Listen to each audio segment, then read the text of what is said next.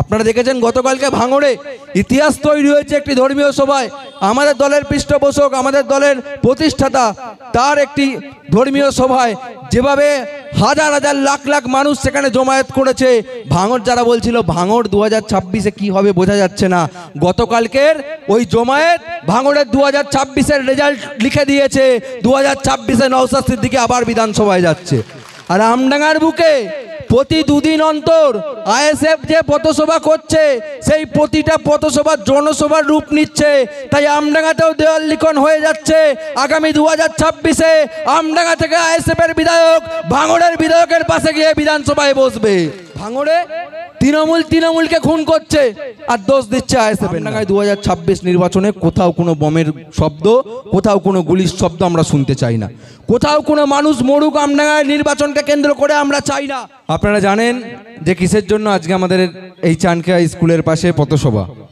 ব্যানারেই লেখা রয়েছে অস্ত্রের বিরুদ্ধে কলমের সংগ্রামকে ত্বরান্বিত করতে, আমডাঙ্গা থেকে বোম গুলি সন্ত্রাস মুক্ত করতে আমাদের এই পথসভা। এবং এই পথসভাটা চানকিয়ার বুকে করা এই জন্যই দরকার, কারণ এই চানকিয়াতে বছরের পর বছর তৃণমূলের দৌড়াতে, তৃণমূলের সন্ত্রাসের ঠেলায় ভোট হয় না। এই চানকিয়াতে বছরের পর বছর সাধারণ মানুষ ভোট দিতে পারে না এবং বিরোধীদের বিরুদ্ধে মিথ্যা মামলায় বিরোধীদেরকে জর্জরিত করে তাদেরকে বারবার করে কোর্টের চক্কর কাটানো হয় এই চানকিয়ার তৃণমূল নেতা, এই এলাকার তৃণমূল নেতাদের দ্বারা। তাই আজকে এই চানকিয়ার বুকে আমাদের এই পথসভা, যেখান থেকে আমাদের আওয়াজ এই চানকিয়া সহ প্রভাকর কাটি, বাহিরপুর সহ এতদ আমডাঙ্গাকে বোমা গুলি সন্ত্রাস মুক্ত করতে হবে। এই কথা এর আগে কোনো রাজনৈতিক দল বলেনি, আমরা ইন্ডিয়ান সেকুলার ফ্রন্ট বলছি। কারণ অন্যান্য রাজনৈতিক দলও সেই বোমা গুলি বারুদ হয়তো মজুত করে রেখে তাদের ভোট ব্যাংকটাকে বাড়িয়ে যেভাবে হোক আবার আমডাঙ্গাকে দখল করার চিন্তা ভাবনা নিয়ে চলে। কিন্তু আমরা ইন্ডিয়ান সেকুলার ফ্রন্ট, আমরা বিকল্প রাজনৈতিক শক্তি এই জন্যই বলছি, কারণ আমরা এই বিকল্পের কথা বলছি মানুষের কাছে। আমাদের চেয়ারম্যান পিজ্জাদা নওশাদ সিদ্দিকী সেই কথা আমাদেরকে শেখাচ্ছেন, সেই কথা বলতে আমাদেরকে জায়গায় জায়গায় পাঠাচ্ছেন। আজকে শুধু এখানে পথসভাই নয়, এখানে আমার সামনে ছোট ছোট ভাই বোন বসে রয়েছে, তাদের হাতে আমরা খাতা পেন তুলে দেব। যে কথা কালীগঞ্জে তৃণমূল উপনির্বাচনে জেতার পরে তৃণমূলের বিজয় উৎসব থেকে ছোড়া বোমায় একটা ক্লাস 4-এর ছাত্রী সে মারা গিয়েছে, তাকে খুন করা হয়েছে। আজকে যারা এই অঞ্চলে তৃণমূলটা করেন, যারা আমার কথা শুনছেন, তাদেরকেও বলবে এটা ভেবে দেখার জন্য যে একটা ক্লাস 4-এ পড়ে একটা 9 বছরের মেয়ে, সে কোন রাজনৈতিক দল করে, সে রাজনীতির মানে জানে না, সে সিপিএম বোঝে না, কংগ্রেস বোঝে না, এসএফ বোঝে না, টিএমসি বোঝে না। আজকে তৃণমূলের সন্ত্রাসীদের দ্বারা সেই মেয়েটাকে আজকে খুন হতে হয়েছে। আর তার যারা খুনি তারা এখনো পর্যন্ত শাস্তি পায়নি। এটাই বাংলা বলেই সম্ভব। আজকে ভাবুন তৃণমূলের নেতারা, আজকে তার ঘরে ঘটেছে, আগামী দিনে আপনার ঘরে হতে পারে, হচ্ছেও তো। ভাঙড়ে তৃণমূলকে খুন করছে আর দোষ দিচ্ছে আইএসএফের নামে। তৃণমূলের নেতাকে খুন করে অ্যারেস্ট হচ্ছে, দোষ দিচ্ছে আইএসএফের নামে, অন্যান্য দলের নামে। আমরা জানতাম কাকের মাংস খায় না, কিন্তু আমরা পশ্চিমবঙ্গে দেখতে পাচ্ছি তৃণমূলকে মারে, তৃণমূলকে খুন করে। তাই আজকে বিকল্প শক্তি হিসাবে রাজ্যে আইএসএফ উঠে আসছে দিকে দিকে। শুধু আমডাঙ্গা নয়, শুধু ভাঙড় নয়, সারা রাজ্য জুড়ে। আজকে দুপুর বেলায় একজন, আমি তার নাম বলবো না, তিনি হাড়োয়া বিধানসভার অন্তর্গত একটি প্রাইমারি স্কুলের প্রধান শিক্ষক, তিনি আমাকে মেসেজ করছেন হোয়াটসঅ্যাপে, কোথা থেকে নাম্বার পেয়েছেন জানি না, যে পিজ্জাদা নওশাদ সিদ্দিকীর বক্তব্য আমার খুব ভালো লাগে। আমি আগে একটা রাজনৈতিক দল করতাম, রাজনৈতিক দলের নামও বলছি না, আমি আইএসএফটা করতে চাই, কোথায় যোগাযোগ করব। এইভাবে আজকে মানুষ, সাধারণ মানুষ থেকে শুরু করে শিক্ষক, ডাক্তার, উকিল, তারা প্রত্যেকে বিকল্প হিসাবে আইএসএফকে বেছে নিচ্ছে। তাই আজকে শাসকের ঘুম উড়ে যাচ্ছে। শাসকের ঘুম এই জন্যই উড়ে যাচ্ছে যে বিজেপি বিরোধী থাকলে কি করবে, বিধানসভার মধ্যে চোর চোর চোর বলবে তৃণমূলকে, আর তৃণমূল উল্টো দিক থেকে বলবে বিজেপি চোর, বিজেপি উল্টো দিক থেকে বলবে তৃণমূল চোর। আসলে দুটোই বড় ডাকাত, একজন রাজ্যকে লুট করছে, একজন দেশকে লুট করছে। আর তার বিরুদ্ধে দাঁড়িয়ে বিধানসভায় একমাত্র বিরোধী স্বর হিসাবে যিনি প্রতিদিন সাধারণ মানুষের কথা তুলে ধরছেন, সাধারণ জনজীবনের বিভিন্ন সমস্যার কথা তুলে ধরছেন, তার নাম পিজ্জাদা নওশাদ সিদ্দিকী, তিনি ভাঙড় বিধানসভার বিধায়ক। আজকে আমরা গর্বিত এর জন্য। আমরা গর্বিত যে আমাদের দলের চেয়ারম্যান তার এডুকেশন কোয়ালিফিকেশনের জন্য আমরা গর্বিত যে আমাদের দলের চেয়ারম্যান তিনি বিকল্পের কথা বলছেন। একমাত্র 294টা বিধায়কের মধ্যে দাঁড়িয়ে একা বিকল্পের কথা বলছেন বিধানসভার মধ্যে। আর তার প্রশ্নের উত্তর শুনে মন্ত্রীরা কখনো কখনো বিধানসভা ছেড়ে পালিয়ে যায়, কখনো কখনো বলে একটু সময় দিন, 2-4 দিন পরে উত্তর দেব। উত্তর জানা নেই প্রশ্নের, কারণ এগুলোতে অভ্যস্ত নয়। তারা বিধানসভায় খেউর করতে অভ্যস্ত, তারা বিধানসভায় একে অপরের বিরুদ্ধে স্লোগান দিয়ে ওয়াকআউট করতে মানে অভ্যস্ত রয়েছে, কিন্তু প্রশ্ন শুনে প্রশ্নের উত্তর দেওয়া, রিপ্লাই দেওয়ায় তারা অভ্যস্ত নয়। তাই মমতা ব্যানার্জি ভাবেন এটা আবার কোথা থেকে এলো নওশাদ সিদ্দিকীকে দেখে, কারণ উনি তো এই খেউরের মধ্যে নেই। আগের দিন উনি পোস্ট করেছেন, আপনারা জানতেন যে একদিন বিধানসভা অধিবেশন হলে কত টাকা খরচ হয়? আমরা কেউ জানতাম না, আমিও রাজনীতি করছি দীর্ঘদিন ধরে, আমিও জানতাম না। ওনার ফেসবুক পোস্ট থেকে জানতে পারলাম একদিন বিধানসভায় অধিবেশন করতে 25 থেকে 30 লক্ষ টাকা খরচ হয় একদিনের অধিবেশনে। কার টাকা? আমার আপনার ট্যাক্সের টাকা। আমি আপনি জামা পরি, আমি আপনি খাই, সেই সমস্ত কিছুর জন্য সরকারকে যা ট্যাক্স দিই, সেই ট্যাক্সের টাকা থেকে একদিনে 25 লক্ষ থেকে 30 লক্ষ টাকা খরচ করে একদিনের বিধানসভা অধিবেশন হয়। আর সেখানে কি হয়? তৃণমূল বিজেপিকে বলে তুই চোর, আর বিজেপি তৃণমূলকে বলে তুই চোর। সাধারণ মানুষকে নিয়ে কোনো আলোচনা হয় না। সাধারণ মানুষের কিভাবে উন্নতি হবে, কোন জায়গাটায় উন্নতি করতে হবে, শিক্ষাক্ষেত্রে কি উন্নতি করতে হবে, স্বাস্থ্যক্ষেত্রে কি উন্নতি করতে হবে, সেই নিয়ে কোনো আলোচনা হয় না। ওই যেটা বললাম, খেউড় হয়, এ ওকে চোর বলে, ওকে ডাকাত বলে। 25 থেকে 30 লক্ষ টাকা আমার আপনার গাঁটের টাকা, ট্যাক্সের টাকা খরচ করে তারা আবার বাড়ি চলে যায়। আমরা জানতাম না, আমাদের চেয়ারম্যান একমাত্র বিকল্প বিধায়ক তিনি জানিয়েছেন। আমরা জানতাম না যে একটা এমএলএ মাসে কত টাকা ফোনের ভাতা পায়। আমরা জানতাম না যে একটা এমএলএর মাইনে কত। আমাদের চেয়ারম্যান জানিয়েছেন, এবং উনি এও বলেছেন যে উনি নিজেও মাইনেটা পান। এবং আমরা একদিন একটা পুলিশ অফিসারের সঙ্গে কথা হচ্ছিল, পুলিশ অফিসার বলছিল যে উনি হচ্ছেন এরকম ব্যবসাদাররা সাধারণত বলে এই জিনিসটা আমি 50 টাকায় কিনেছি, যা তুই বন্ধু হোস, তোকে 50 টাকাতেই দিয়ে দেবো, কিন্তু কিনেছে আসলে 30 টাকায়। 20 টাকা লাভটা এমনি করে, বন্ধু হিসেবে 50 টাকা কেনা দাম বলে দিয়ে দেয়। উনি একমাত্র এরকম ব্যবসাদার যিনি বলেন হ্যাঁ আমি 30 টাকাতেই কিনেছি, যা তোকে 30 টাকায় দিয়ে দেবো। নিজের লস নিজেই করছেন। কেন করছেন? কারণ উনি রাজ্যের বুকে বিকল্প রাজনীতি প্রতিষ্ঠা করতে চান, এইটাই ওনার লক্ষ্য, তাই করছেন। আপনারা দেখেছেন গতকালকে ভাঙড়ে ইতিহাস তৈরি হয়েছে একটি ধর্মীয় সভায়। আমাদের দলের পৃষ্ঠপোষক, আমাদের দলের প্রতিষ্ঠাতা, তার একটি ধর্মীয় সভায় যেভাবে হাজার হাজার লাখ লাখ মানুষ সেখানে জমায়েত করেছে। ভাঙড় যারা বলছিল ভাঙড় 2026-এ কি হবে বোঝা যাচ্ছে না, গতকালকের ওই জমায়েত ভাঙড়ের 2026-এর রেজাল্ট লিখে দিয়েছে। 2026-এ নওশাদ সিদ্দিকী আবার বিধানসভায় যাচ্ছে। আর আমডাঙ্গার বুকে প্রতি 2 দিন অন্তর আইএসএফ যে পথসভা করছে, সেই প্রতিটা পথসভার জনসভার রূপ নিচ্ছে। তাই আমডাঙ্গাতেও দেওয়াল লিখন হয়ে যাচ্ছে। আগামী 2026-এ আমডাঙ্গা থেকে আইএসএফের বিধায়ক ভাঙড়ের বিধায়কের পাশে গিয়ে বিধানসভায় বসবে। আগের দিন এমএলএ আমি চাইছিলাম না আওয়াল সিদ্দির, তবু বলি, আওয়াল সিদ্দির চৌমাথায় আগের দিন আমাদের আমডাঙ্গার তৃণমূল নেতৃত্বরা মিটিং করেছেন। আওয়াল সিদ্দিতে আমরাও মিটিং করছি আগামী সোমবার। ওনারা 20টা লোক নিয়ে মিটিং করেছেন, আমাদের কাছে ভিডিও আছে, ছবিও আছে। ওনারা কজন জমায়েত করেছিলেন, এমএলএ সাহেব বক্তব্য রেখেছেন, আরও সব বিরাট হুনু তারা বক্তব্য রেখেছেন। আর আমরাও জমায়েত করব, আমরাও পথসভা করব। ওনারা তো প্রতিবাদ সভা করেছেন বিয়েবাড়ির প্যান্ডেলে, আপনারা দেখেছেন। প্রতিবাদ সভা যে বিয়েবাড়ির প্যান্ডেলে হয় আমরা জানতাম না, এই দিন দেখলাম। আর আমরাও আগামী সোমবার করব, ওই জায়গাটাই করবো, আওয়াল সিদ্দি চৌমাথায়। আমাদের প্রধান বক্তা বিশ্বজিৎ মাইতি, এমএলএও নয়, এমপিও নয়, আমডাঙ্গা বিধানসভার অবজারভার। প্রত্যেককে বলবো আপনাদের গিয়ে জমায়েত করতে হবে না, শুধু একবার টুক করে গিয়ে দেখে আসবেন ভিড়টা কেমন হয়েছে, 20 জন না 30 জন, দেখে চলে আসবেন। জমায়েত আপনাদেরকে এখান থেকে গিয়ে করতে হবে না, ওখানকার লোক ওখানে জমায়েত করলে আওয়াল সিদ্দি চৌমাথা বন্ধ হয়ে যাবে, বাকি লোককে লাগবে না। এখন আইএসএফ আমডাঙ্গায় এই জায়গাতে রয়েছে, প্রতিটা মিডিয়া জানে, প্রতিটা মানুষ জানে, প্রতিটা মানুষের বুকেই আজকে আইএসএফ রয়েছে। আমডাঙ্গা কেন, সারা রাজ্যের বুকে। কেউ প্রকাশ্যে করতে পারছে, কেউ প্রকাশ্যে করতে পারছে না। যারা আশপাশের চায়ের দোকান, অন্যান্য দোকানে বসে রয়েছে, তারাও চাইছে 2026-এ আমডাঙ্গায় আইএসএফ জিতুক, কিন্তু তারা প্রকাশ্যে বলতে পারছে না। ওই আলমদা বলার সময় বলছিলেন 10 সেকেন্ডের ভোট হয়, 10 সেকেন্ডে আপনি যা বোতাম টিপবেন তার ফলাফল আগামী 5 বছর ভুগতে হবে। যেমন ভুগতে হচ্ছে আপনাদের এই রাস্তাটা। আমি হাঁটতে হাঁটতে গিয়েছিলাম, যে পুলিশ অফিসাররা আছেন না চলে গেছেন দেখতে, কি সাংঘাতিক রাস্তার অবস্থা। ওই 10 সেকেন্ডে আপনি যাকে ভোট দিয়েছেন তার ফলাফল 5 বছরে ভুগছেন, এই রাস্তাটাই ভুগছেন। তাই এই 2026-এ আপনাদেরকে দায়িত্ব নিতে হবে। এই আমডাঙ্গার বুক থেকে যাকেই নির্বাচিত করুন না কেন, তাকে আগামী 5 বছর আপনার পেছনে দৌড় করাবেন, শুধু ভোটের সময় এসে আপনার পায়ে পড়বে, শুধু ভোটের সময় এসে আপনার ভোটটা নেওয়ার জন্য কাকুতি মিনতি করবে, আর ভোটটা শেষ হয়ে গেলে 5 বছর তাকে আর খুঁজে পাওয়া যাবে না। ভোটটা শেষ হয়ে গেলে 5 বছর নিজেদের মধ্যে গোষ্ঠীদ্বন্দ্বে ব্যস্ত থাকবে, ভোটটা শেষ হয়ে গেলে 5 বছর শুধু খাওয়া খাই নিয়ে ঝামেলা করবে। ওটা হবে না। আইএসএফ জিতুক বা তৃণমূল জিতুক বা বিজেপি জিতুক আমডাঙ্গায়, যেই জিতুক না কেন তাকে সাধারণ মানুষের জন্য পরিষেবা দিতে হবে।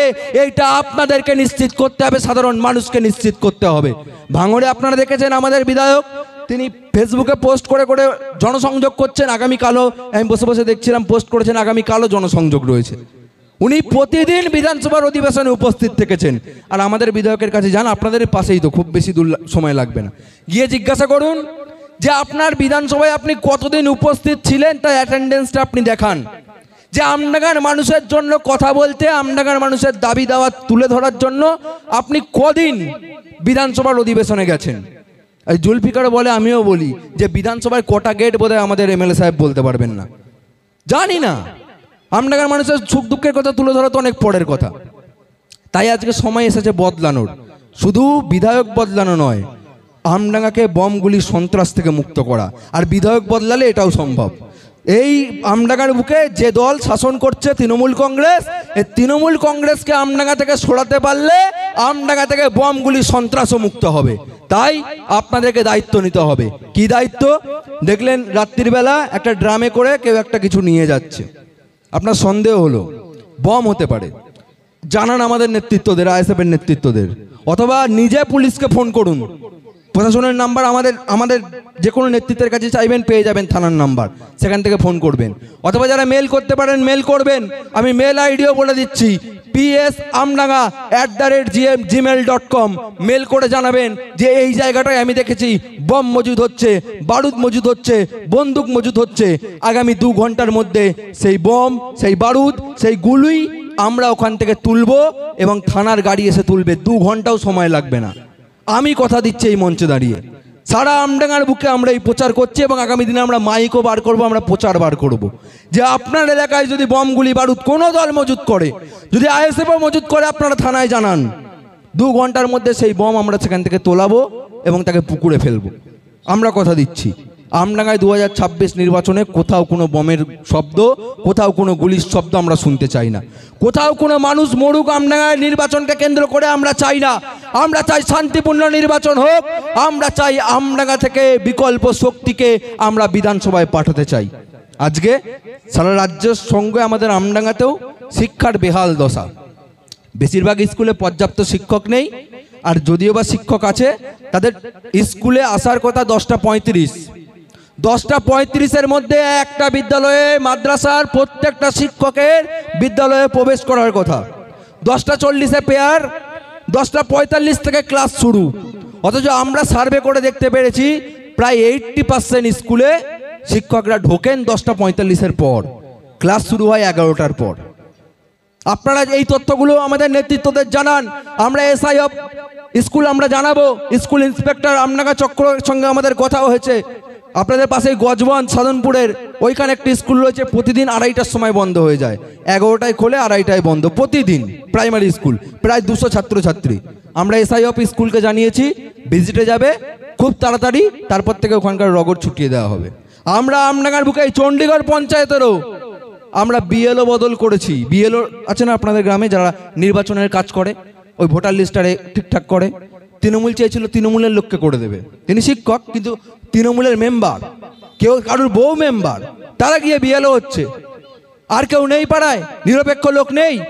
আমরা অবজেকশন দিয়েছিলাম, তাকে আমরা চেঞ্জ করেছি। আমডাঙ্গার বুকে আমরা 4টে বিএলও চেঞ্জ করেছি। শুধু বিএলও চেঞ্জ নয়, বহু জায়গা থেকে বোমা উদ্ধারেও নামবো আগামী দিনে, সে কথাও বলে যাচ্ছি।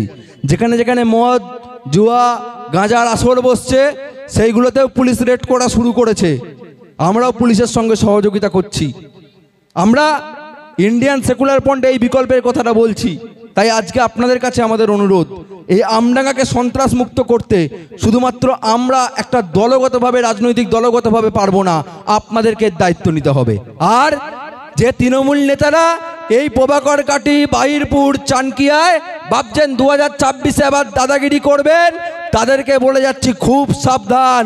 আমডাঙ্গার অবজারভারের নাম বিশ্বজিৎ মাইতি, তার বাড়ি তৃণমূল কংগ্রেস 2018 সালে ভেঙেছিল। যারা ভেঙেছিল তারা এখন কোর্ট আর থানার বাড়ি, কোর্ট থানার বাড়ি, নিজের বউয়ের পাশে অর্ধেক লোক শুতে পারে না। আপনাদেরও সেই অবস্থা করব, সেই অবস্থা করব আপনাদের। এই এলাকার যারা তৃণমূল নেতারা আমাদের নেতৃত্বদের বিরুদ্ধে মিথ্যা মামলা দিয়েছেন, এই এলাকার যারা তৃণমূল নেতারা বারবার করে ভোট লুট করেছেন, 2026-এ ভোট লুট করতে এলে এই পোস্টারটাই বেঁধে থানাকে খবর দেবেন। আমরা বুঝে নেব, থানা বুঝে নেবে। 5 মিনিটের মধ্যে থানার গাড়ি ঢোকাবো, এই ক্ষমতা আমরা এসএফ রাখি। লোকসভা নির্বাচনেও দেখিয়েছি, আর 2026-এ বিধানসভাতেও দেখাবো। মমতা ব্যানার্জি যদি মনে করেন নতুন আইসি পাঠাবেন, তৃণমূলের পোশাক পরিয়ে, তৃণমূলের ঝান্ডা হাতে নিয়ে সেই আইসি আমডাঙ্গায় রাজ করবে, ওটা হতে দেব না। আইসিরও বাপ থাকে, সেই বাপকে দিয়ে বুঝিয়ে দেবো এই আমডাঙ্গায় শান্তিপূর্ণ নির্বাচন হবে, এই চানকিয়ায় শান্তিপূর্ণ নির্বাচন হবে, তার দায়িত্ব আমরা এসএফ নিচ্ছি। আমরা আপনাদেরকে শুধু পাশে দাঁড়াতে হবে। যারা সন্ত্রাস করবে বলে পরিকল্পনা করছে, যারা বোমা মজুত করছে, যারা মিথ্যে মামলা দেবে বলে ভয় দেখাচ্ছে, তাদের নাম, বাবার নামটা শুধু জানাবেন। নাম আর বাবার নাম আর কিচ্ছু লাগবে না, তাকে তার বউয়ের পাশে ঘুমাতে দেবো না, শুধু এইটুকুনি ইনফরমেশন দিলে। আইএসএফ 2021-এ ছিল, শুরু হয়েছিল। আমরা তো রাজনীতি বুঝতাম না, আমরা 5 বছর রাজনীতি করে তারপর 2026-এর ইলেকশন লড়ব। অনেক পরিবর্তন বুঝতে পারবেন সেটা 2026 নির্বাচনের সময়। আমরা আইএসএফ আমরা দাবি জানাচ্ছি যে আমডাঙ্গায় আমাদের যে গ্রামীণ স্বাস্থ্যকেন্দ্র, কোনো ট্রিটমেন্ট নেই। এমনকি আপনারা দেখেছেন কিছুদিন আগে বার্থ সার্টিফিকেট নিয়ে পর্যন্ত একটা ঝামেলা হয়েছে। আমরা ইন্ডিয়ান সেকুলার ফ্রন্ট দাবি জানাচ্ছি যে ওই আমডাঙ্গা গ্রামীণ হাসপাতালকে সুপার স্পেশালিটি হাসপাতাল করতে হবে। আমরা ইন্ডিয়ান সেকুলার ফ্রন্ট দাবি জানাচ্ছি রাহানা সিনিয়র মাদ্রাসাকে আলিয়া ইউনিভার্সিটির ক্যাম্পাস করতে হবে। আমরা ইন্ডিয়ান সেকুলার ফ্রন্ট দাবি জানাচ্ছি আমডাঙ্গার বুকে ইংলিশ মিডিয়াম মডেল স্কুল তৈরি করতে হবে। আমরা ইন্ডিয়ান সেকুলার ফ্রন্ট, আমরা আইএসএফ এই বিকল্প দাবি আমডাঙ্গার বুকে রাখছি। যদি বিধায়ক যদি সত্যিই আমডাঙ্গার মানুষের কথা ভাবতেন, তাহলে একবার ওই দাবিগুলোর কথা কেন তিনি গিয়ে বিধানসভায় বলেন না, অথবা প্রশাসনিক বৈঠকে বলেন না? প্রশাসনিক বৈঠকে ওনার চাহিদা কি আমডাঙ্গার জন্য? একটা গাইনো। তৌফিক উত্তর কি চাই? আমার একটা গাইনো চাই। শুনেছেন আপনারা সবাই, বিশাল ভাইরাল হয়েছিল। আমি সেটা নিয়ে ফেসবুকে লিখেছিলাম বলে তখন এমএলএর পক্ষে থাকা তৃণমূল এখন এমএলএর বিপক্ষে চলে গেছে। এমএলএকে দেখলে ঠ্যাং ভেঙে দেবে বলছে, তৃণমূলের নেতা, তৃণমূলের এমএলএর ঠ্যাং ভেঙে দেবে বলছে। সেই নেতা বলেছিল আমার বাড়িতে আসবে। আজ প্রায় 4-5 বছর এখন আমার বাড়ির ঠিকানা খুঁজে পাইনি, অথচ আমার বাড়ি থেকে 1 কিলোমিটার দূরে থাকে। আসলে ঠিকানা খুঁজে পাইনি না, সাহস হয়নি। এই দমটা আপনাদের প্রত্যেককে রাখতে হবে, যেন আপনার বাড়ি জানার সত্ত্বেও যে আপনার বাড়িটা কোথায়, তারপরেও আপনার বাড়ি ভাঙতে আসার সাহস না পায়। সেই সাহসটা আপনাদের প্রত্যেককে নিয়ে চলতে হবে। কাকে ভয় পাবেন? দেওয়ালে পিঠ থেকে গিয়েছে, এইটাই সময় ঘুরে দাঁড়ানোর। আপনাদেরকে ঘুরে দাঁড়াতে হবে, গ্রামে গ্রামে প্রতিরোধ গড়ে তুলতে হবে এই তৃণমূলের, এই বিজেপির বিরুদ্ধে। যারা সাধারণ মানুষের ভোটাধিকারকে লুট করেছে, যারা সাধারণ মানুষের ন্যূনতম চাহিদাকে লুট করেছে, যারা প্রত্যেকটা জায়গা থেকে চুরি করেছে, প্রত্যেকটা জায়গায় দুর্নীতি করেছে, যাদের জন্য আজকে পশ্চিমবঙ্গের হাজার হাজার পরিবার নিঃস্ব হয়ে গেছে। আর যারা অযোগ্য চাকরি প্রার্থী, আপনারা শুনেছেন, যারা অযোগ্য তাদের কি বলছেন যে আমি গ্রুপ সি গ্রুপ ডিতে তোমাদের চাকরি দিয়ে দেবো। তারা অযোগ্য, তারা ফাঁকা খাতা জমা দিয়ে চাকরি পেয়েছে। অনেক মন্ত্রীর মেয়ে আছে, মন্ত্রীর ছেলে আছে, মন্ত্রীর বউ আছে, কাউন্সিলর আছে, কাউন্সিলরের বৌমা আছে, কাউন্সিলরের ছেলে আছে, তৃণমূলের, তারা চাকরি পেয়েছে। আর তাদের কাছে যখন মিডিয়া যাচ্ছে বলছে এটা বাড়ি, এটা পরিবারের ব্যাপার, আপনারা এখানে এইসব বলবেন না, খুব লজ্জা পাচ্ছেন, খুব বিব্রত হচ্ছেন। আর যখন চাকরিটা লাখ লাখ টাকা দিয়ে নিয়েছিলেন তখন মনে হয়নি যে আজকে শুধু চাকরি চুরিটা একটা শুধু চাকরি চুরি নয়, আপনার এই চানকিয়া স্কুলে যদি দুটো ওই অযোগ্য শিক্ষক পড়িয়ে থাকে, প্রায় 10 থেকে 12 বছরও যদি ধরছি কম করে পড়িয়েছে এই স্কুলে, তাহলে সেই 10 থেকে 12 বছরে